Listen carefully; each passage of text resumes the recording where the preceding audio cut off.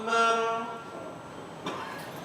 لا إله إلا الله.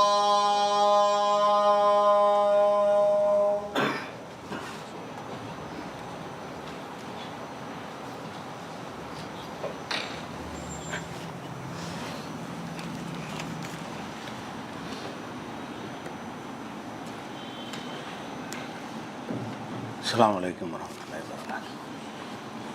الحمد لله نحمده ونستعينه ونستغفره ونعوذ بالله من شرور أنفسنا ومن سيئات أعمالنا من يهده الله فلا مضل له ومن يضلله فلا هادي له وأشهد أن لا إله إلا الله وحده لا شريك له وأشهد أن محمدا عبده ورسوله أما بعد.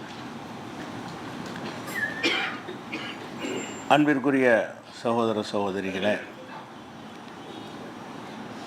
ஒரு மனிதரை நல்லடியார் என்று இறை நேசர் என்று சொல்வதற்கு நமக்கு எந்த அனுமதியும் இல்லை என்பது குறித்த ஆதாரங்களை முதலில் பார்த்துவிட்டு, யாரையெல்லாம் அல்லாஹும் அவனுடைய தூதரும் நல்லடியார்கள் என்று சொல்லி இருக்கிறார்களோ அவர்களை மட்டும்தான் நாம் நல்லடியார் என்று கூற முடியும் என்பதை கடந்த வாரம் பார்த்தோம்.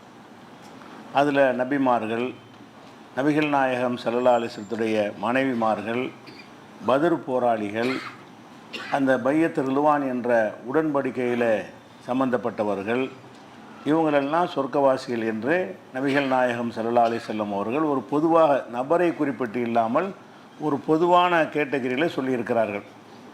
இது அல்லாமல் தனித்தனி நபர்களை பற்றி நல்லவர்கள் என்று சொல்வதாக இருந்தால் அந்த நபர்களுடைய பெயரை குறிப்பிட்டு அல்லாஹ்வும் அவனுடைய தூதரும் என்ன செய்யணும் சொல்லி இருக்க வேண்டும். அப்படி சொல்லி இருந்தால்தான் அவங்கள நம்மளும் நல்லடியார் என்று சொல்லணும். இல்லைன்னா அவங்களுடைய முடிவு அல்லாஹ்விடத்தில்னு விட்டுறணும். இப்படி தனித்தனி நபர்கள் எடுத்து பார்த்தீர்கள் என்று சொன்னால், நபிமார்களுக்கு அடுத்தபடியாக மிக உயர்ந்த இடத்துல ஒரு நல்லடியார் இருக்கிறார் என்று சொன்னால் அது மரியம் அலைஹிஸ்ஸலாம். அவங்கள பற்றி அல்லாஹ் என்ன செய்கிறான்டா ரொம்ப உயர்வான இடத்துல வைத்து பேசுகிறான். எந்த அளவுக்குன்னு சொன்னால், மலக்குமார்கள்லாம் அவங்கள்ட்ட வந்து சொன்னாங்க, ஒஸ்தஃபாக்கி அலா நிசாயில் ஆலமீன், மரியமே அகிலத்து பெண்களையெல்லாம் விட அல்லாஹ் உன்னை சிறப்பித்து விட்டான், தேர்ந்தெடுத்து விட்டான் என்று மரியம் அலைஹிஸ்ஸலாம் அவர்களை பற்றி அல்லாஹ்வே என்ன செய்கிறான் குர்ஆனில் மலக்கு சொன்னது. மலக்குன்னு அவங்களாம் சொல்ல மாட்டாங்க, அல்லாஹ் சொல்லித்தானே சொல்லுவாங்க. அப்போ மலக்குகள் சொன்னதாக 3வது சூறாவில் 42வது வசனத்தில் அல்லாஹ் சொல்லி காட்டுறான். அப்போ உலகத்தில் உள்ள எல்லா பெண்களை விட, அதாவது ரசூல் ஸல்லல்லாஹு அலைஹி வஸல்லம் மனைவிமார்களாக இருக்கிறவங்களை விடவும், அவங்களுடைய மகள் ஃபாத்திமா ரலியல்லாஹு விடவும் உலகத்து பெண்கள் அல்லாஹ் சொல்கிறான், ஒஸ்தஃபாக்கி அலா நிசாயில் ஆலமீன், அகில உலகத்து பெண்களை விட முதல் இடம் யாருக்குன்னு கேட்டால் மரியம் அலைஹிஸ்ஸலாம் அவங்களுக்கு வந்து அல்லாஹ் அவ்வளோ பெரிய சிறப்பை கொடுத்துருக்குறான். இது 3வது சூறாவில் 42வது வசனத்தில் இருக்கிறது. அதே போல் இந்த மரியம் அலைஹிஸ்ஸலாத்தை பற்றி சொல்லும் பொழுது, உலகத்தில் மூமின்களுக்கு 2 பேரை அல்லாஹ் முன் உதாரணமாக காட்டுகிறான். நீங்கள் மூமின்களாக இருந்தால் 2 நபர்களை நான் சொல்லுகிறேன், அந்த நபர்களைப் போல நீங்கள் நடந்து கொண்டீர்கள் என்று சொன்னால் நீங்கள் மூமின்கள். மூமின்களை உரசி பார்ப்பதற்கு அல்லாஹ் வந்து 2 பேரை குறிப்பிடுகிறான். அந்த 2 பேர் யாருன்னு கேட்டால் பெண்கள். 2 பேர் மாதிரி நீ நடக்கிறியா, நல்லா பார்க்குறான்ல, அப்படி அல்லாஹ் தேர்ந்தெடுத்தது யாருன்னு கேட்டால் 2 பெண்களை தான் நல்லா சொல்லுகிறான். லரபல்லாஹு மசலன் லில்லதீன் ஆமனு, மூமினான மக்களுக்கு அல்லாஹ் முன் உதாரணமாக எடுத்து காட்டுகிறான். இம்ராத்த ஃபிரவுன், ஃபிரவுனுடைய மனைவி. ஒருத்தங்க வந்து ஃபிரவுனுடைய மனைவி, அவங்க ஃபிரவுனுக்கு மனைவியாக இருந்தும் கூட அந்த ஏகத்துவ கொள்கையில் மூசா நபியை பின்பற்றக்கூடியவர்களாக இருந்த காரணத்தினால, அதற்காக பல தியாகங்கள் செய்த காரணத்தினால, அதற்காக பல சுகங்களை இழந்த காரணத்தினால அவங்க ஒரு மேலான இடத்துல வச்சு அல்லாஹ் என்ன செய்கிறான், மரியம் ஆசியாங்கிறவங்க, அதாவது ஃபிரவுனுடைய மனைவியை உயர்ந்த இடத்தில் வைத்து சொல்லுவான். அவங்க ஒரு நல்லடியார். 2வது அல்லாஹ் சொல்லுவது மரியம் இப்னத் இம்ரான், இம்ரானுடைய மகளாகிய மரியமையும் அல்லாஹ் முன்னுதாரணமாக காட்டுகிறான். இருந்தால் மரியம் மாதிரி நீங்கள் இருக்கணும், அப்போ மரியம் மாதிரி இருக்க வேண்டும், இல்லைன்னா ஆசியா மாதிரி இருக்க வேண்டும் என்று அல்லாஹ் சொல்லும் அளவுக்கு மரியம் அலைஹிஸ்ஸலாம் அவர்களுக்கு ஒரு உயர்ந்த இடத்தை அல்லாஹ் கொடுத்துருக்குறான். இருக்கிற நல்ல பெண்கள் நல்லடியார்களையே எடுத்தால் அவங்க தான் முதல் நிலையில் வருகிறார்கள். இந்த மரியம் அலைஹிஸ்ஸலாத்தை பொறுத்த வரைக்கும் அவங்கள வந்து அவங்களுடைய வணக்க வழிபாடுகள், இபாதத்துகள் இதை வச்சு அல்லாஹ் தேர்ந்தெடுக்கலை. அவங்கள வந்து படைக்கும் போது என்ன செய்கிறான்னா உயர்ந்த ஒரு அந்தஸ்தை கொடுத்து படைக்க வேண்டும் என்று அல்லாஹ் விரும்புகிறான். எப்படி விரும்புகிறான்னு கேட்டால், மரியம் அலைஹிஸ்ஸலாத்துடைய தகப்பனார் வந்து இம்ரான் வந்து என்ன செய்ய, இம்ரானுடைய மனைவி மரியம் அலைஹிஸ்ஸலாத்துடைய தாயார். அவங்க பேர் சொல்லப்படலை, இம்ரானின் மனைவி என்று தான் குர்ஆனில் என்ன செய்யப்படுது, சொல்லப்படுகிறது. அப்போ இம்ரானுடைய மனைவி என்ன செய்கிறாங்கன்னா அல்லாட்ட வந்து ஒரு நேர்ச்சை பண்ணுறாங்க. அவங்க கர்ப்பமாயிட்டாங்க. கர்ப்பமான உடனே, கர்ப்பம்னா வயிற்றில் மரியம் அலைஹிஸ்ஸலாம் இருக்கிறாங்க. அந்த கர்ப்பமானவன் என்ன செய்கிறாங்கன்னா மரியம் அலைஹிஸ்ஸலாத்து தாயார் வந்து அல்லாஹ்விடத்தில் ஒரு நேர்ச்சை பண்ணுறாங்க. மரியம் ஆம்பளை பிள்ளை இருக்குன்னு நினச்சிக்கிட்டு, வயிற்றில் வந்து குழந்தை இருக்கிறது, நமக்கு ஒரு ஆம்பளை பிள்ளை தான் பிறக்கும் என்று அவங்களா நினைத்து கொண்டு, இன்னி நதர் துலக்க மாஃபி பத்தனி முஹர்ரரா, எனது வயிற்றிலே உள்ள அந்த குழந்தையை உனக்காக வேண்டி நான் நேர்ச்சை செய்து வந்தேன். அந்த முந்தைய சமுதாயத்தில் அப்படி ஒரு நேர்ச்சை இருந்தது. எந்த நேர்ச்சை என்று கேட்டால், நம்முடைய பிள்ளைகளை வந்து பள்ளிவாசலுக்காக, வழிபாட்டு தலத்துக்காக நேர்ந்து விட்டுருது. அவங்க அங்கே இருந்து கொண்டு தொழுது கொண்டு வணக்கம் செஞ்சுக்கிட்டு பள்ளிவாசலை கூட்டி பெருக்கி அதை பராமரிக்கிற வேலையை செய்கிற அது ஒரு வழக்கமாக முந்தைய சமயத்தில் இருந்துச்சு. அதாவது தங்களுக்கு பிறக்கிற பிள்ளைகளை கொண்டு போய் யாராவது ஒரு பிள்ளையை, இறைவா உன்னுடைய பள்ளிவாசலுக்காக நான் நேர்ச்சை செய்து விட்டுறேன்ருவாங்க. அப்போ எந்த ஊதியம் இல்லாமல் பள்ளிவாசலில் இறந்து செய்வாங்க. அவங்களுடைய வழிபாட்டு தலங்கள், அந்த முந்தைய சமுதாயத்துடைய வழிபாட்டு தலங்களில் அவங்க பணி செய்து கொண்டு இருப்பார்கள். அந்த வழக்கத்தின் மீது அல்லாஹ்வுடைய அனுமதிப்படி உள்ளது தான் அது. அந்த வழக்கத்தைப்படி என்ன செய்கிறாங்கன்னு கேட்டால், என்னுடைய வயிற்றில் உள்ள அந்த குழந்தைய உனக்காக நான் நேர்ச்சை செஞ்சுட்டேன் அப்படின்னு அவங்க சொல்கிறாங்க. அப்போ என்ன செய்கிறான்னு கேட்டால், அவங்க பிள்ளை பிறந்து பார்த்தா பொம்பளை பிள்ளையாக இருக்குது. அவங்க என்ன நினச்சிக்கிட்டு செஞ்சாங்க, ஒரு ஆம்பளை பிள்ளை பிறக்கும், ஆம்பளை பிள்ளையை கொண்டே நம்ம பள்ளியாசலில் விட்டுடலான்னு சொல்லி தான் அவங்க நினச்சிக்கிட்டு இருந்துருக்குறாங்க. குழந்தை பெற்றெடுத்த உடனே தான் தெரிகிறது பொம்பளை பிள்ளை பெற்றுட்டமேண்டு. அப்போ ரப்பி இன்னி வலாத்துஹா உன்சா, யாரெல்லாம் நான் பொம்பளை பிள்ளையை பெற்றுட்டேனே, எப்படி நான் நேர்ச்சி செஞ்சு எப்படி நிறைவேற்றுறேன்னு அவங்களுக்கே தயக்கமாக இருக்குது. எல்லாட்ட கேட்குறாங்க. அப்போ மேலும் என்ன செய்கிறாங்கன்னா, இன்னி சம்மைத்துஹா மரியம், இந்த குழந்தைக்கு நான் மரியம் என்று பெயரிடுகிறேன். அவங்க அம்மா சொல்கிறாங்க, மரியம் என்று பெயரிடுகிறேன். இன்னி ஒழிதுஹா பிக்க துர்ரியத்தஹா மினஷைத்தான் ரஜீம், என்னுடைய மகள் இந்த மரியத்தையும் அவருக்கு பிறக்கக்கூடிய பிள்ளைகளையும் ஷைத்தானை விட்டு நான் பாதுகாப்புக்கு தேடுறேன். இறைவா, அந்த பிள்ளையை நான் பெற்றுட்டேன், நான் பொம்பளை பிள்ளையாக இருந்தாலும் நான் வந்து கொண்டு என்ன செஞ்சிடறேன், அந்த பள்ளிவாசலில் சேவைக்காக விட்டுறேன் என்று அவங்க ஒரு முடிவு எடுக்கிறாங்க. அப்போ இது 3வது சூறாவில் 35-36 வசனங்களில் இதை நீங்கள் பார்க்கலாம். அதுக்கு பிறகு என்ன ஆகுதுன்னு கேட்டால், அந்த குழந்தைய பள்ளிவாசலுக்குன்னு என்ன செய்கிறாங்க, அவங்க பள்ளிவாசல் யூத சமுதாயத்துக்கு இருந்த வழிபாட்டு தலத்தில் கொண்டு விடுவதுன்று முடிவு எடுத்துடுறாங்க. பொம்பளை பிள்ளையாக இருந்தாலும் அவங்களும் சேவை செய்யட்டுமேண்டு. அப்போ என்ன ஆகுதுன்னா, அந்த குழந்தையாக இருக்கிறவங்கள யார் பொறுப்பேற்றுக் கொள்வது என்றால், அந்த காலத்தில் இருந்த முக்கியமான தலைவர் நபி யாருன்னா சக்கரியா நபி. சக்கரியா நபியுடைய காலத்தில் தான் ஈசா நபிலாம் பிறக்கிறாங்க. மரியம் அலைஹிஸ்ஸலாம், ஈசா அலைஹிஸ்ஸலாம், யஹ்யா அலைஹிஸ்ஸலாம் எல்லாம் அந்த சக்கரியா நபியுடைய காலத்தை சேர்ந்தவர்கள். அப்போ சக்கரியா நபி தான் அந்த பள்ளிவாசலுடைய தலைவராக, தலைமை இமாமாக, நபியாக அந்த இருந்துக்கிட்டு இருக்கிறாங்க. அவங்க நபியாக இருக்கிற நேரத்தில் தான் என்ன செய்கிறாங்கன்னா, யார் இந்த குழந்தையை எடுத்துக்கொள்வது, நேர்ச்சை செய்கிறேன்னா கொண்டாந்து ஒப்படைக்கிறாங்கல்ல, ஒப்படைக்கிறேன்னா ஒரு பொருளை ஒப்படைச்சா அந்த பொருள் பாட்டுக்கு இருக்கும். ஒரு உசுரில் பிள்ளையை கொண்டாந்து ஒப்படைச்சா அதுக்கு சாப்பாடு கொடுக்கணும், பராமரிக்கணும், அதை கவனிக்கணும், தேவையெல்லாம் பார்த்துக்கணும்ல. அந்த குழந்தை சேவை செய்கிறதுக்கு வளர்ந்த பிறகு சேவை செய்யும். இப்போ குழந்தைய கொண்டாந்து விட்டு அந்த குழந்தையை பராமரிக்கணுமே அப்படின்ற ஒரு பிரச்சனை வரும்போது யார் அந்த குழந்தையை எடுத்துக்கொள்வதுன்ட்டு சீட்டு குலுக்கி போடுறாங்க. கடைசியில் வந்து அது ஜக்கரியா நபிங்கிற ஒரு பெயர் வந்த உடனே கஃபலஹா ஜக்கரியா அந்த பொறுப்பை ஏற்றுக்கொண்டார். அந்த குழந்தையை வந்து பள்ளிவாசலில் ஒப்படைக்கிறாங்க. ஜக்கரியா நபி என்ன செய்கிறாங்கன்னா, அந்த குழந்தையை வளர்க்கிற பொறுப்பை ஏற்றுக்கொண்டு அவங்க தான் என்ன செய்கிறாங்க, வளர்க்குறாங்க. வளர்த்துக்கிட்டு இருக்கும்போது பள்ளிக்கு குழந்தையாக இருக்கும்போதே வளர்த்துக்கிட்டு வர்றாங்க. அந்த குழந்தை பருவத்தில் வளர்ந்து கொண்டு வரும் பொழுது என்ன ஆகுதுன்னு கேட்டால், ஜக்கரியா அலைஹிஸ்ஸலாம் வந்து அவங்க நீண்ட காலம் அவருக்கு பிள்ளை இல்லை. ஜக்கரியா நபிக்கு வந்து தள்ளாத வயசு வரைக்கும் குழந்தை இல்லை. அவரும் அல்லாட்ட கேட்டு பார்த்துட்டு அவரை விட்டுட்டார். நமக்கு வயசாகி போச்சு, இனிமேல் பிள்ளைக்கெல்லாம் வழி இல்லைன்னு அவரே நம்பிக்கை இழந்துட்டார். அந்த நிலையில் மரியம் அலைஹிஸ்ஸலாத்துடைய ரூமுக்கு வந்து பார்க்குறாரு. அவங்க அந்த ரூமில் வந்து உணவுகள்லாம் இருக்குது. இவர் தான் சாப்பாடு கொடுக்கணும், இவர் கண்காணிப்புலாம் இருக்கிறாங்க. அவங்களுக்கு தேவையான உணவுகள் அன்றாடம் இருக்கிறத பார்க்குறாரு. இது உங்களுக்கு என்றைக்கு இந்த உணவு எப்படி வந்துச்சுன்னு கேட்குறாங்க. இது அல்லாஹ்வுடைய புறத்தில் இருந்துச்சு. அல்லாஹ் என்ன செய்கிறான், மரியம் அலைஹிஸ்ஸலாத்துக்காக சிறப்பு கவனம் எடுத்து அவங்களுக்கு உணவையே கொடுக்குறான். அப்போ எனக்கு வந்து இறைவன் புறத்துலேருந்து இது வருகிறது அப்படின்னு சொல்லி என்ன செய்கிறாங்க, அந்த உணவை காட்டுற இவர் தான் உணவு கொடுக்குறாரு. ஒரு கட்டத்தில் என்ன செய்கிறான், அல்லாஹ் வந்து அவங்களுக்கு அல்லாஹ்வை நேரடியாக என்ன செய்கிறான், மலக்குகள் மூலமாக ஏதோ ஒரு வகையில் அல்லாஹ் வந்து அந்த உணவுகளே கொடுக்குறான். அப்போ என்ன செய்கிறாங்கன்னா, யா மரியம் அன்னாளைக்கு ஹாதா, இது எப்படி உனக்கு எங்கேருந்து வந்துச்சு அப்படின்னு கேட்கும் பொழுது, காலத்து ஹூமின் இந்தில்லா, இது அல்லாட்டிருந்து எனக்கு வந்தது என்று சொல்கிறார்கள். இன்னல்லாஹ யர்சுக்கு மையஷாவ பிகைரி ஹிசாப், அல்லாஹ் நாடியவர்களுக்கு என்ன செய்வான், கணக்கு இல்லாமல் ரிஸ்க் அளிப்பான்னு அவங்க சொல்கிறாங்க.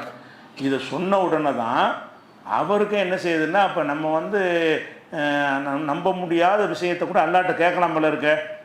இந்த ஒரு உணவு வருவதற்கு எந்த வழியும் இல்லை. இந்த அம்மாவுக்கு வந்து இந்த குழந்தைக்கு வந்து எல்லாம் உணவு கொடுத்துருக்குறான். அப்போ எனக்கு தள்ளாத வயசில் பிள்ளையை தரமாட்டானா அப்படின்னு சொல்லிட்டு ஹுனாலிக்க தா ஜக்கரியா ரப்பஹு, அப்போது தான் ரப்பிடத்தில் ஜக்கரியா கையேந்திரார். முதல்ல பிள்ளையெல்லாம் கேட்டுட்டு பிள்ளையெல்லாம் பெறாதுன்னு முடிஞ்சு வந்துட்டார். மறு நம்பிக்கை எப்போ வருது, இந்த மரியம் அலைஹிஸ்ஸலாத்துக்கு வந்து நினையாபுரத்தில் நேரடியாக எல்லாம் ரிஸ்க் கொடுப்பான் என்று சொன்னால் எனக்கு ஏன் பிள்ளையை தரமாட்டான் அப்படின்னு அவருக்கு நம்பிக்கையை துளிர்த்ததுக்கு யார் காரணமாக இருந்தாங்க, மரியம் அலைஹிஸ்ஸலாம் காரணமாக இருந்தாங்க. அப்போ தான் என்ன செய்கிறாருன்னா, இறைவா எனக்கு ஒரு குழந்தையை தான்னு கேட்டாருங்கிற அந்த விஷயம் அடுத்தடுத்த வசனங்களில் 3வது சூறாவில் 38, 39 வருது. அதுக்கு பிறகு தான் அல்லாஹ் உங்களுக்கு யஹ்யாங்கிற மகனை ஜக்கரியா நம்பி கொடுக்குறான். அப்போ அல்லாஹ் என்ன செய்கிறான்டா, இந்த மரியம் அலைஹிஸ்ஸலாத்துக்கு எப்படிப்பட்ட சிறப்பு கொடுக்குறான்னு கேட்டால், அந்த குழந்தையாக இருக்கும் பொழுதே சிறுமியாக இருக்கும் பொழுது அவங்களுக்கு தேவையான உணவை அவனே பொறுப்பேற்று நேரடியாக வழங்குகிறான் என்று சொன்னால் அல்லாஹ் அவர்கள் மீது எவ்வளோ பெரிய ஒரு மதிப்பை கொடுத்துருக்கிறான், எவ்வளோ பெரிய அந்தஸ்தை வழங்கி இருக்கிறான் என்பதை நம்ம பார்க்குறோம். அவங்க பெரிய தியாகம் செஞ்சுலாம் வழங்கலை. அல்லாஹ் வந்து அவங்கள ஒரு பணிக்காக தேர்வு செய்கிறான். ஈசா அலைஹிஸ்ஸலாத்தை பிறக்க செய்வதற்காக வேண்டி அவங்கள அந்த தேர்வு செய்த அடிப்படையில் தான் இது அல்லாஹ் கொடுக்குறான். அப்போ இப்படிப்பட்ட ஒரு விஷயம் இருக்குது. இன்னும் சொல்ல போனால் குர்ஆனில் வந்து அல்லாஹ் சொல்கிறான், ஒஜால்னா இப்ன மரியம உம்மஹு ஆயா, மரியமுடைய மகன் ஈசா நபியையும் அவங்க மரியமையும் நம்ம ஒரு சான்றாக அகில உலகத்துக்கு ஒரு அத்தாட்சியாக ஆக்கியிருக்கிறோம். இந்த 2 பேருமே ஒரு அத்தாட்சி. ஈசா நபியும் ஒரு அத்தாட்சி தான். என்ன அத்தாட்சி, ஆண் துணை இல்லாமல் குழந்தை பெறுதல் என்பது பெரிய ஒரு அதிசயமான ஒரு சம்பவம், நடக்க முடியாது. இன்றைய நவீன உலகத்தில் அதை அந்த குளோனிங் மூலமாக சாத்தியம்னு காட்டியிருக்கிறாங்க. அப்போ இதுக்கெல்லாம் முன்னோடியால் என்ன செய்கிறான்னா, இவங்களை அத்தாட்சி ஆக்கியிருக்கிறேன் என்று சொல்லி 23வது சூறாவில் வந்து 50வது வசனத்தில் எல்லாம் சொல்லி காட்டுறான். அப்போ மரியம் அலைஹிஸ்ஸலாத்துக்கு வந்து பெரிய ஒரு அந்தஸ்தையும் பெரிய ஒரு சிறப்பையும் அல்லாஹ் கொடுத்துருக்குறான். அதே மாதிரி வந்து ஈசா நபியை பார்த்து அல்லாஹ் பேசியதாக ஒரு வசனம் வருகிறது. இது காலல்லாஹு ஈஸா மரியம், மரியமுடைய மகன் ஈசாவே, உதுக்கூர் நேமத்தி அழைக்க வாலிதத்துக்கு, உனக்கும் உன்னுடைய தாயாருக்கும் நான் செஞ்ச நேமத்துகளை எண்ணிப்பார். ஈசா நபிட்டு அல்லாஹ் பேசுகிறான், உனக்கு என்னென்ன அருள் செஞ்சுருக்கிற, உங்கள் அம்மாவுக்கு என்னென்ன அருள் செஞ்சுருக்கிறேன் என்று அல்லாஹ் சொல்லி காட்டும் அளவுக்கு அந்த மரியம் அலைஹிஸ்ஸலாத்தை அல்லாஹ் உயர்த்தி பேசுகிறான். இந்த மாதிரியான ஒரு சான்றுகள் எல்லாம் இவங்க அவுலியான்னு சொல்கிற யாருக்கும் கிடையாது. இது அல்லாஹ் குர்ஆனில் அவங்களுடைய பேரை சொல்லி என்ன செய்கிறான், ஒவ்வொரு அந்தஸ்தையும் காட்டுகிறான். இன்னும் சொல்ல போனால் அந்த யூதர்கள் சபிக்கப்பட்டார்கள், தண்டிக்கப்பட்டார்கள் இல்லையா, அவங்களுக்கு கடுமையான சட்டங்கள்லாம் விதிக்கப்பட்டுச்சு இல்லையா, அது காரணத்தை சொல்லும்போது 2-3 காரணம் சொல்கிறான். அதில் முக்கியமான ஒரு காரணம் என்னென்னு கேட்டால், ஒபி குஃப்ரிஹிம், அவர்கள் நிராகரித்த காரணத்தினாலும் யூதர்கள் சபிக்கப்பட்டார்கள். ஓ கவுலிஹிம் அலா மரியம புகுத்தான்னு அழுதியுமா, மரியமின் மீது பயங்கரமான அவதூறு சொன்ன காரணத்தினாலையும் அவர்கள் சபிக்கப்பட்டார்கள். மரியமின் மீது அவதூறு சொன்னதற்காக ஒரு சமுதாயத்தை அல்லாஹ் சபிக்கிறான் என்று சொன்னால் அவர்கள் மீது எவ்வளோ பெரிய அல்லாஹ் நேசத்தை வச்சிருக்கிறான். அல்லாஹ்வுடைய நேசர்னால் இதுதான் இறை நேசர்கள். இறைவன் ஒருத்தர் நேசிக்கிறான் என்பதற்கு இந்த மாதிரியான ஆதாரங்களும் சான்றுகளும் இருக்க வேண்டும். அதை பார்க்கிறோம். அதே மாதிரி நபிகள் நாயகம் ஸல்லல்லாஹு அலைஹி வஸல்லம் சொன்னாங்க, கமுல மினர் ரிஜாலி கசீருன், ஆண்களில் ஏராளமான பேர் முழுமையடைந்திருக்கிறார்கள். பல நபிமார்கள் வந்திருக்கிறாங்க, அவங்களாம் முழுமையடைந்த மனிதர்கள். இறை தூதர்கள்லாம் யார், முழுமையடைந்த மனிதர்கள். ஆனால் பெண்களில் நபிமார்கள் வரல இல்லையா, ஆண்களில் நபிமார்கள் எல்லாம் அனுப்புனா அந்த பணி பெண்களுக்கு பொருத்தமற்ற ஒரு பணி. அதனால் ஆண்கள் நிறைய பேர் முழுமையடைந்திருக்கிறார்கள். பெண்களில் வந்து 2 பேர் தான் முழுமையடைந்தவர்கள் என்று ரசூலுல்லாஹ் சொல்லிட்டு, ஒன்று வந்து இம்ராத்து ஃபிரௌன், ஆசியா இம்ராத்து ஃபிரௌன் ஒன்று, இன்னொன்று வந்து மரியம் பின்த் இம்ரான், இம்ரானுடைய மகள் மரியங்கிறது அவங்க ஒன்று. அப்படி இந்த 2 பேர் தான் முழுமையடைந்தவர்கள் நபிகள் நாயகம் ஸல்லல்லாஹு அலைஹி வஸல்லம் என்ன செய்கிறாங்க, புகழ்ந்து சொல்கிறாங்க. இது 3411 புகாரியில் இருக்கிறது. அதே மாதிரி இவங்க மரியம் அலைஹிஸ்ஸலாம் இதுக்கு இதை சொல்கிறோம்னு கேட்டால், ஒரு நல்லடியார்னு சொன்னால் இந்த மாதிரி ஆதாரத்தை கொண்டாந்து காட்டுங்க. அவர் அவுளியா இவர் அவுளியா நீங்களாம் சொல்லிகிட்டு இருக்கிறீங்க, எப்படிப்பா உனக்கு தெரியும்னு கேட்டால் நீங்களாக தான் சொல்கிறீங்க. உங்களுக்கு எந்த ஒரு வகையிலையோ எந்த ஒரு இறை செய்தியிலையோ எந்த ஒரு நபி வழியிலையோ அது கிடைக்கல. ஆனால் இந்த மரியம் அலைஹிஸ்ஸலாம் எவ்வளோ பெரிய இடத்துல வச்சு எல்லாம் பேசுகிறான். குர்ஆன் வேதத்தை வழிகாட்டுற வேதத்தில் அவங்களுக்கு எவ்வளோ பெரிய இடத்தை கொடுத்து அவங்கள புகழ்ந்து சிலாகித்து அவங்க பிறக்கிறதுலேருந்து அதிசயமாக அவங்கள என்ன செய்கிறான், அதை வந்தெடுத்து வளர்த்து கொண்டு வர்றாங்க. அதே மாதிரி வந்து ரசூல் ஸல்லல்லாஹு சொன்னாங்க, உலகத்தில் உள்ள இந்த குழந்தைகள் பிறந்தவனை வந்து அழுகுறதுக்கு மருத்துவ ரீதியாக ஒரு காரணம்லாம் சொல்லுவாங்க. நம்ம மார்க்க ரீதியான நம்பிக்கை என்னென்னு கேட்டால், எந்த ஒரு குழந்தை பிறந்தாலும் ஷைத்தான் வந்து தீண்டுவான். அதனால தான் குழந்தை அழுகுது என்று ரசூல் ஸல்லல்லாஹு அலைஹி வஸல்லம் சொல்கிறாங்க. எந்த குழந்தை அழுதாலும் இவங்க வேறு காரணங்கள், மெடிக்கல் ரீதியான காரணங்கள் இருக்கலாம். ஆனால் நபிகள் நாயகம் ஸல்லல்லாஹு அலைஹி வஸல்லம் என்ன செய்கிறாங்கன்னு கேட்டால், எந்த குழந்தை அழுதாலும் ஷைத்தான் வந்து தீண்டாமல் இருப்பதில்லை. அதனால தான் அந்த குழந்தைகள் அழுகின்றன. ஆனால் ஷைத்தானால் தீண்டப்படாத பேர் 2 பேர் தான். ஷைத்தான் தீண்டாத ஆளுக்குன்னு தான் 2 பேர் தான் சொல்கிறாங்க. அது யாருன்னு கேட்டால், மரியமும் அவங்களுடைய மகனும் ஈசா நபியும். மரியம் அலைஹிஸ்ஸலாம் பிறக்கும் பொழுதும் ஷைத்தான் தீண்டவில்லை. பிறக்கும் பொழுது ஒரு ஷைத்தான் தீண்டி அழுவாங்கள்ல, அந்த மாதிரியான அழுகையை வெளிப்படுத்தாதவர்கள் மரியம் ஒன்று, அவங்களுக்கு பிறந்த ஈசா நபி ஒன்று என்று ரசூலுல்லாஹ் சொல்கிறாங்க. இது புகாரில் 3431வது ஹதீஸில் இருக்குது. ஏன் இப்படி அவங்க அழுகாமல் இருக்கிறாங்கன்னு கேட்டால், அந்த அம்மா அந்த துவாவை தான் கேட்டாங்க. என்ன கேட்டாங்க? இம்ரானுடைய மனைவி இருக்காங்கல்ல, மரியம் அலைஹிஸ்ஸலாத்துடைய தாயார், அவங்க என்ன துவா கேட்டாங்கன்னா, இன்னி ஒழிதுஹா துர்ரியத்தகா மின ஷைத்தான் ரஜீம், இந்த மரியமுக்கும் அவருடைய பிள்ளைகளும் ஷைத்தான் தீண்டாமல் உன்னிடத்தில் பாதுகாப்பு தேடுகிறேன்னு ஒரு துவா செஞ்சாங்க. எப்போ இந்த வயிற்றில் நான் நேர்ச்சை பண்ணிட்டேன்னு துவா செஞ்சாங்கல்ல, அந்த துவாவில் இந்த வாசகமும் வருது. என்ன வருது? நான் இந்த பள்ளிவாசலுக்காக வேண்டி என்னுடைய பிள்ளையை நேர்ச்சி செய்து விட்டேன், இவங்களை ஷைத்தான் தீண்டாமல் நீ தான் பாதுகாக்க வேண்டும் என்று அல்லாஹ்விடத்தில் என்ன செஞ்சாங்க?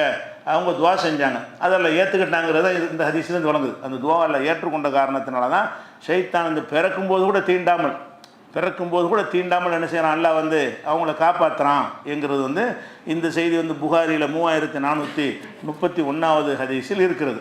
அப்போ இதெல்லாம் எதுக்கு சொல்கிறோம்னு கேட்டால், நபிகள் நாயகம் ஸல்லல்லாஹு அலைஹி வஸல்லம் அவருடைய ஹதீஸுகள்லையும் குர்ஆன்லையும் என்ன வருதுன்னு கேட்டால், அந்த மரியம் அலைஹிஸ்ஸலாத்தை பற்றி ஒரு புகழ்ந்து சிலாகித்து நல்லடியார் என்று சொல்லப்பட்டிருக்கிறது. அவர் அவுலியா மகான் அந்த மாதிரி நபிமார்கள் அல்லாத ஒரு ஆளுக்கு சொல்வதாக இருந்தால், ஃபஸ்ட்டு இடமா நீ யாரை சொல்லலாம்? மரியம் அலைஹிஸ்ஸலாத்தை சொல்லலாம். மரியம் அலைஹிஸ்ஸலாத்தை நல்லடியார்னு சொன்னால் ஏன் சொன்னு எல்லாம் கேட்க மாட்டான். ஏன் நம்மளா சொல்லலை, அல்லாஹ் தான் அப்படி சொல்லி தந்தான். அல்லாஹ் வந்து அவனுடைய நேசர் என்று நம்ம காட்டி தந்த பிறகு யாரை வேண்டுமானாலும் நம்ம என்ன செய்யலாம்? அப்படி நம்பலாம். அப்படி நம்பினாலும் அதில் ஒரு முக்கியமான விஷயம் இருக்குது.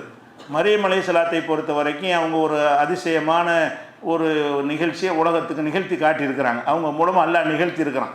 அதாவது கணவனுடைய ஆண் துணை இல்லாமல் அவர்களை பிரசவிக்க வைக்கிறான் அல்லாஹ். அது ஒரு அதிசயமான ஒரு அற்புதமான ஒரு நிகழ்வு அவங்களுக்கு நடந்திருக்குது. அது மாதிரி அவர் குழந்தைகளை பேசுகிறார். அந்த பிள்ளையை பிறக்க வச்சுட்டு அதை ப்ரூவ் பண்ணணும்ல. ஒரு தந்தை இல்லாமல் ஒரு பிள்ளையை பார்த்தா யார் ஒத்துக்குறவங்க? உலகத்தில் ஒத்துக்கிற மாட்டாங்க. இது ஆதாரமாக கொண்டு ஒவ்வொருத்தரும் வந்து தப்பான பிள்ளையை பெற்றுட்டு இது எனக்கு இறைவன் புறத்துலேருந்து வந்ததுன்னு சொன்னால் அது வந்து கெட்ட வழிகாட்டுதல் ஆயிரும்.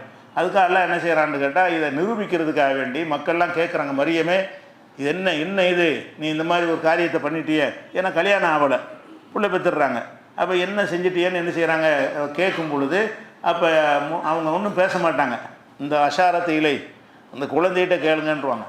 குழந்தைய எல்லாம் பேச வைக்கிறான். ஈசா நபி என்ன செய்கிறாங்க?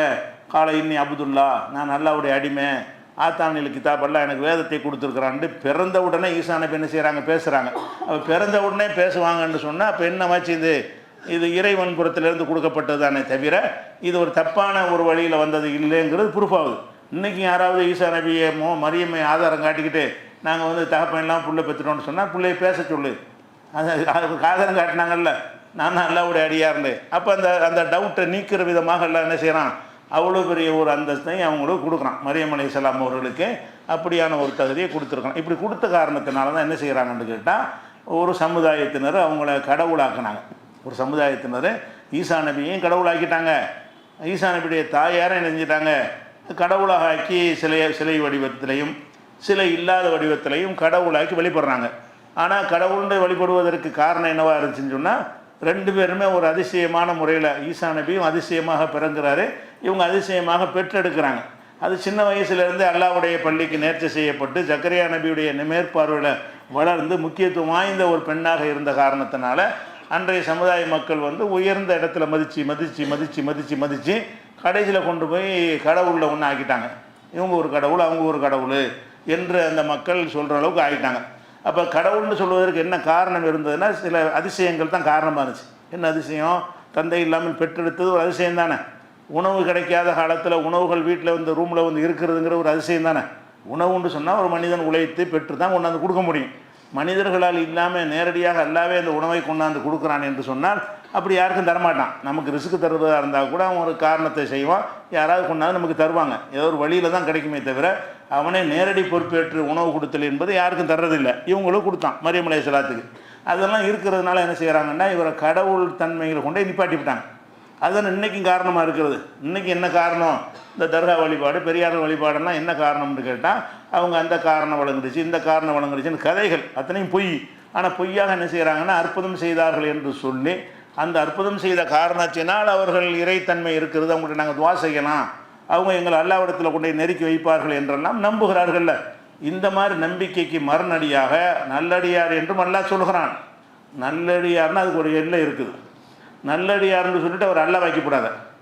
மரியம் நல்லடியார் தான், மரியமுடைய மகன் நல்லடியார் தான். நல்லடியார்னா நல்லடியாருக்குன்னு ஒரு எல்லை இருக்கிறது. நல்லடியார்னா மனிதர்களில் நல்லவர்னு வச்சுக்கணுமே தவிர அல்லாஹ்வுடைய தன்மை பெற்றவர், அல்லாஹ்வுடைய காரியங்கள் அவரும் செய்வார், அல்லாஹ்வை போலவே அவர்கிட்டையும் வணங்கலாம், பிரார்த்தனை செய்யலாம் நினச்சிடாதே என்ற ஒரு எச்சரிக்கையும் சொல்கிறான். நல்லடியார்னு மட்டும் சொல்லி விட்டுட்டோம்னு சொன்னால் அவங்கள எத்தனை நல்லடியார்களை கடவுளாக்கின மாதிரி இங்கேயும் ஆக்கிட்டு போயிடுவாங்க. வேறு சமுதாயம் ஆக்கின மாதிரி முஸ்லீம் சமுதாயமும் ஆக்கிட்டு போயிடும். அதுக்காக அல்லாஹ் என்ன செய்கிறான்னு கேட்டால் ஒரு எச்சரிக்கை கொடுக்குறான். எப்படி? மல் மசீஹ் இப்னு மரியம இல்லா ரசூல், மரியமுடைய மகன் மசீஹ், ஈசா நபிக்கு இன்னொரு பேர் மசீஹ். ஈசா நபிக்கு ஈசான்னு ஒரு பேர் இருக்கிறது, மசீஹ் என்பதும் அவருடைய இன்னொரு பேர் தான். மல் மசீஹ் இப்னு மரியம இல்லா ரசூல், மரியமுடைய மகன் மசீஹ் தூதரை தவிர வேறு இல்லை, அவர் நீங்கள் நினைக்கிற மாதிரி கடவுள் கிடையாது. கது ஹலத்து மின் கப்லிஹி ருசுல், அவருக்கு முன்னால் பல தூதர்கள் சென்று விட்டார்கள். அவருக்கு முன்னாடி ரசூல் அந்த ஈசா நபிக்கு முன்னாடி பல தூதர்கள் நினைச்சிட்டாங்க, மரணித்து விட்டார்கள். உம்முஹு சித்திகா, அவருடைய தாயார் மரியம் அவர்கள் உண்மையாளர், உண்மைப்படுத்தக்கூடியவர் அப்படின்னு சொல்லிட்டு ஒரு விஷயத்தை எச்சரிக்கை பண்ணுறான். எப்படி? கானா யகுலானி தாம், அந்த ரெண்டு பேரும் உணவு உண்பவர்களாக இருந்தார்கள். நீ கடவுள்னு ஆக்கிவிடாதீங்க. அவங்க சாப்பிட்டுக்கிட்டு இருந்தாங்க. சாப்பிட்டாங்க என்பவருடைய ரிசல்ட் என்னன்னு கேட்டால் மலைஜலம் கழிப்பாங்கன்னு அர்த்தம். சாப்பிட்டா வெளியே வரணும்ல, அதை சொல்லாமல் அல்லாஹ் என்ன செய்கிறாங்க, நீ கடவுள் சிறந்த அடியார்கள் தான், எனக்கு நேசமான அடியார்கள் தான், அடியார்கள் என்ற காரணத்தினால மனிதத்தன்மைக்கு அப்பாற்பட்டார்கள்னு போயிடாதீங்க என்பதற்கு தான் அல்லாஹ் என்ன செய்கிறான்னா அந்த ரெண்டு பேரும் சாப்பிட்டாங்களா இல்லையா? மரியம் அலைஹிஸ்ஸலாம் அவருடைய மகன் ஈசா நபியும் கானா யகுலானி தாம், ரெண்டு பேரும் உணவு உண்பவர்களாக இருந்தார்கள் என்று சொல்லிவிட்டு அல்லாஹ் ரசூலுல்லாஹ்க்கு பேசுகிறான். உன்னொரு நபியை சிந்தித்துப்பார். கைஃபனு பையின் உலகமுல் ஆயார், நம்ம அத்தாட்சிகளை எப்படி தெளிவுபடுத்துகிறோம், சும்மந்தூர் அண்ணா யூஃபக்கும், பிறகு எப்படி அவர்கள் திசை திருப்பப்படுகிறான்னு சிந்திச்சுப்பார். எவ்வளோ பெரிய பாயிண்ட்டை நான் வைக்கிறேன். ஒருத்தன் கடவுள் ஆனால் சொன்னான்னு என்ன செய்யணும்? சாப்பிடுவாரான்னு கேட்கணும். சாப்பிடுவாரா என்பது அடுத்த நிலை அதுக்கு மலைஜலமாக கழியணும்ல. சாப்பிடுவாரா, அதுக்கு மலைஜலம் கழிக்கிறப்ப எல்லாம் சொல்லலை. இதனுடைய ரிசல்ட்டாக தானே அதை அவன் அல்லாஹ்வுடைய வசனத்துக்கு ஏற்றவாறு அவன் என்ன செய்கிறான், நாகரிகத்துவமான நிறுத்திக்கிறான். ஆனால் அதில் என்ன அடங்கி இருக்கிறது? சாப்பிடுவார்கள்னு சொன்னால் சாப்பிட்டுக்கிட்டே இருக்க முடியாது, சாப்பிட்டது வெளியே வரணுமே. அப்போ மலைஜலம் கழிப்பார்கள், மலைஜலத்தை சுமப்பார்கள். சாப்பிடுவார்கள் என்று சொன்னால் சாப்பிடும்போது அந்த சாப்பாடு அரை மணி நேரம் கழித்து அது மலம், ஒரு மணி நேரம் கழிச்சா என்னது, அது கழிவு, வயிற்றுக்குள்ளே கழிவாக மாறிடுது. அப்போ எல்லா மனிதர்களுமே எந்த நல்லடியார், எந்த பெரியார், எந்த மகானாக இருந்தாலும் அவங்க உண்கிறார்கள். உண்ணாத ஒருத்தரை நீங்கள் பார்க்க முடியாது. மனிதர்களை கடவுளாக்கி வச்சு மகான் பெரியார்னா போய் காலில் விழுகிறாங்களே, அவங்களெல்லாம் சாப்பிடாமல் இருக்கிறாங்களா, குடிக்காமல் இருக்கிறாங்களா? சாப்பிட்றாங்க, குடிக்கிறாங்க. அப்போ சாப்பிட்டு குடித்தார்கள் என்று சொன்னால் அவங்களோட வயிற்றில் என்ன இருக்கிறது? அந்த கழிவுகள் தான் உள்ளே இருக்குது, சுமந்து கொண்டு இருக்கிறார், கழிவை சுமந்து கொண்டு இருக்கிறார்கள். அப்புறம் என்ன அல்லாஹ்வுடைய தன்மைங்கிறீங்க அப்படின்னு நல்லா கேட்குறான். அது கழிவை சுமந்துக்கிட்டே இருக்க முடியுமா? ஒரு லோடு ஓரளவுக்கு தானே தாங்கு, அதுக்கு பிறகு வெளியேற்றி ஆகணும். வெளியேற்றி ஆகணும்னா மலைஜலம் கழிக்கணும்னு அர்த்தம். அப்போ அவர்கள் எப்படி சாப்பிடுவர்களாக இருந்தார்கள் என்பதை சிந்தித்து பாருங்களாம்ல. அப்போ கடவுள்னு சொல்கிறவனுக்கு பதில் கொடுக்குறான். எந்த மகானை கொண்டு வா, எந்த நல்லடியாரை கொண்டு வா, நீங்களா அவளியான்னு பட்டம் கட்டி வச்சுருக்கிறீங்களே அவங்களெல்லாம் கொண்டு வாங்க. சாப்பிட்டாங்களா இல்லையா? சாப்பிடாமல் காற்றை குடிச்சிட்டு இருந்தால் சொல்ல முடியுமா உன்னால்? அனைவரும் சாப்பிட்டார்கள், அனைவரும் குடித்தார்கள், அனைவருக்கும் உணவு தேவைப்பட்டதாக இருந்தது. அப்போ உணவு தேவைப்படாத ஒரு மனிதரும் படைக்கப்படவே இல்லை. அப்போ எப்போ அவங்க உணவின்பால் தேவைப்பட்டாங்கன்னு வருதோ, ஏன் மனித சக்திக்கு அப்பாற்பட்டவங்களை அவங்கள பார்க்குறீங்க? அவங்களுக்கு எப்படி இறைத்தன்மை இருப்பதாக நினைக்கிறீங்க? மலைஜலம் கழிக்கிற ஆளுக்கு இறைத்தன்மை உள்ள ஆளுங்களா? இறைவன் அசுத்தங்களை சுமந்திருக்கக்கூடியவனா? இறைவன் அசுத்தத்தை கழிக்கக்கூடியவனா? அப்படிங்கிறதுக்கு அல்லாஹ் என்ன செய்கிறான்னு கேட்டால் 5வது அத்தியாயத்தில் அப்படி கேட்குறான். கானா யகுலானி தாம், ரெண்டு பேரும் நல்லவங்க தான், சித்திகா தான், அவங்களுடைய தாயார் சித்திகா, ஈசா தூதர், ரெண்டையும் சொல்லிவிட்டு ஆனால் மனிதர்கள் ரெண்டு பேரும் சிறந்தவர்கள் என்பதை நீ என்ன பார்த்துக்கிறனே, மனுஷங்கிறது நம்பணும் என்று சொல்லிவிட்டு உனதொரு கைஃபனு பை கானா யகுலானி தாம், ரெண்டு பேரும் சாப்பிடக்கூடியவர்களாக இருந்தார்கள்.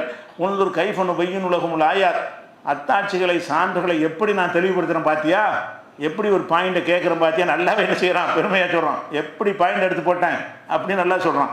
சும்மந்தூர் அண்ணாயுஃபோன், பிறகு எப்படி அவங்க திசை திரும்புகிறாங்க, இவ்வளோ பெரிய பாயிண்ட்டை நான் கேட்குறேன், கடவுள் இல்லைங்கிறதுக்கு சாப்பிட்றாங்கங்கிற வாதத்தை நான் வைக்கிறேன், எப்படிடா நீங்கள் தடமாடுறீங்க, இதுக்கு மேலே என்னோட ஆதாரம் வேணும், நீ கடவுளுங்கிறீங்க, திங்கிறாருங்கிறீங்க, கடவுளுங்கிறீங்க, மலைஜலம் கழிப்பாருங்கிறீங்க, வேறு என்ன ஆதாரம் கேட்குற என்று சொல்லிவிட்டு அல்லாஹ் என்ன செய்யறான், பெருமையாக சொல்லிக்கிறான், எப்படி பாயிண்ட் வச்சேன் பார்த்தியா அப்படின்னு சொல்கிறது 5வது சூறாவில் 75வது வசனத்தில் இருக்குது. அதே மாதிரி இந்த நல்லடியார்னு சொல்லப்பட்டவர்களை கடவுள் நிலைக்கு உசத்துறாங்கல்ல, மரியம் அலைஹிஸ்ஸலாம் நல்லடியார், மாற்றுக்கிறது கிடையாது. நல்லடியார்னா உறுதி செய்யப்பட்ட நல்லடியார், மாற்றுக்கிறது கிடையாது. கடவுள் நிலைக்கு உசத்துறவங்களுக்கு ஒரு எச்சரிக்கை எல்லாம் பண்ணுறான். நபியே கேளுங்க, ஃபமை யம்லிக் மினல்லாஹி ஷையா, அல்லாவிடமிருந்து யார் காப்பாற்ற முடியும், இன் அராத யுஹ்லிக்கல் மஸீஹ இப்ன மரியம், மரியமுடைய மகன் மசீகையும், அதை ஈசாவையும், ஓ உம்மஹு அவங்க தாயார் மரியமையும், ஒமன் ஃபில்லர்ந்து ஜமியா பூமியில் உள்ள அத்தனை பேரையும் அல்லாவை நான் அழிக்க நினைத்து விட்டால் எவன்டா காப்பாற்றோன்னு கேட்குறான். நீங்கள் இறை நேசருங்கிறீங்க, நான் 50 பேரை அழிச்சா கூட அழிச்சு விடுவேன், என்ன செய்வேன்னு கேட்குறான். நீ ஈசா நபியை கடவுளுங்கிற, மரியம் அலைஹிஸ்ஸலாத்தை கடவுளுங்கிற, அல்லாவுக்கு எவ்வளோ கோபம் வருது அப்படி சொல்லுவான். கடவுளாக்குவதை அல்லாஹ் எவ்வளோ கோபமாக பார்க்குறான்னு கேட்டால், இவங்க யாரை கடவுள்னு சொல்கிறாங்களோ அவங்களை குறிப்பிட்ட சொல்கிறான், அவங்கள நான் அழிச்சுவிட்டா என்ன செய்வேன், மரியமை நான் அழிக்க நினைத்தால் நீ என்ன செய்வ, ஈசாவை நான் அழிக்க நினைத்தால் என்ன செய்வாய். இந்த அழித்தல் என்பது உலகத்தில் உள்ள அழித்தல் கிடையாது, குர்ஆன்ல தானே சொல்லப்படுகிறது. அவங்க அழிக்கப்பட்டு அவங்கெல்லாம் மறுமையில் உள்ள அழிவுறான், மறுமையில் நாசமாக்கி விட்டால் எவன் காப்பாற்றுறது, ஏன்னா மரியம் அலைஹிஸ்ஸலாம் மூத்தா போயிட்டாங்கல்ல, அழிஞ்சு தான் போயிட்டாங்கல்ல, அழித்தால் என்ன செய்வதுங்கிற இந்த கேள்வி எதை குறிக்கும், ஆகிரத்தில் உள்ள நிலையை தான் குறிக்கும். அப்போ ஆகிரத்தில் மறுமையில் அவங்கள நான் அழிக்க நரகவாசிகள் முடிவெடுத்து விட்டால், அவங்கள தண்டித்து விட்டால் எவன் காப்பாற்ற முடியும் என்று கேட்டால் அல்லாஹ் என்ன செய்ய மாட்டாங்கிறான். எவ்வளோ பெரிய நேசத்தை வச்சு இருந்தாலும் அவனுடைய அந்தஸ்தை கொடுக்க தயாராக இல்லைல்ல, அவனுக்குரிய பவரை, அவனுக்குரிய தகுதி, அவனுக்குரிய அதிகாரத்தை, அவனுக்குரிய மதிப்பை, அவனுக்கு செய்ய வேண்டிய வணக்கத்தை யாருக்கு கொடுக்குற எல்லாம் என்ன செய்ய மாட்டான், ஒத்துக்கிற மாட்டான்ங்கிறதுக்கு எடுத்துக்காட்டாகத்தான் அழிச்சு போடும். அவங்களே நான் காலி பண்ணிடுவாங்கிறான். நான் நினைச்சேன்னு சொன்னால் ஈசாவையும் காலி பண்ணுவேன், நான் நினைச்சேன்னு சொன்னால் மரியமையும் காலி பண்ணுவேன், எவன்டா காப்பாற்றுவீங்க என்று கேட்டு தன்னுடைய ஏகத்துவத்தை அல்லாஹ் நிலைநாட்டுறான். அப்போ அவுலியாக்கள் நல்லடியார்கள் என்று சொல்லப்பட்டவங்களுக்கு இந்த நிலைமை, இறைவனுடைய நேசர்கள் என்று உறுதி செய்யப்பட்டவன். இதுவும் 5வது சூறாவில் 17வது வசனத்தில் எல்லாம் சொல்லி காட்டுகிறான். அப்போ நல்லடியார்கள் என்று சொல்லப்பட்டதில் நம்ம இன்றைக்கி பார்த்து ஒரு 2 பேரை பார்த்துக்கிறோம். இப்போ ஃபிரௌனுடைய மனைவியை மேலோட்டமாக எல்லாம் சொல்லி காட்டியிருக்கிறான். அடுத்து மரியம் அலைஹிஸ்ஸலாத்தை பல இடங்களில் சிலாயித்து சொல்கிறான். அப்போ தனித்தனி நபர்களை இறைநேசர்கள் என்று சொல்வதாக இருந்தால் இந்த 2 பேரை சொல்லுங்கள். ஆனால் 2 பேரை இறைநேசர் மனிதர்னு சேர்த்து சொல்லுங்கள். இறைநேசர் தான், இறைவன் அல்ல. இறைவனுடைய நேசர்கள் தானே தவிர என்ன இல்லை, இறைத்தன்மை பெற்றவர்கள் இல்லை என்று நம்ப வேண்டும். இன்னும் யாரை பற்றியெல்லாம் அல்லாவும் தூதரும் நல்லடியார்கள் என்றே பேர் குறிப்பிட்டு சொல்லியிருக்கிறார்கள் என்ற விவரங்களை இன்ஷா அல்லாஹ் நம்ம அடுத்தடுத்த வாரங்களில் பார்ப்போம்.